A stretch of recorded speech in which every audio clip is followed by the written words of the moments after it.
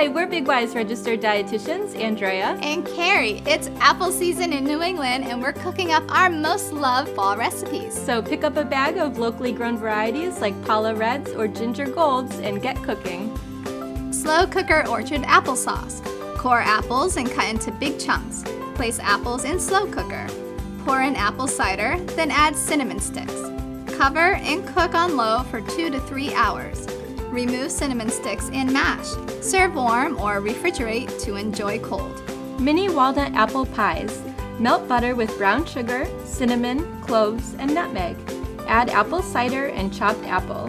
Cook until apples become soft, stirring frequently. Stir in walnuts and spoon mixtures into phyllo shells. Bake, then cool and serve. For these recipes and more, visit BigY.com.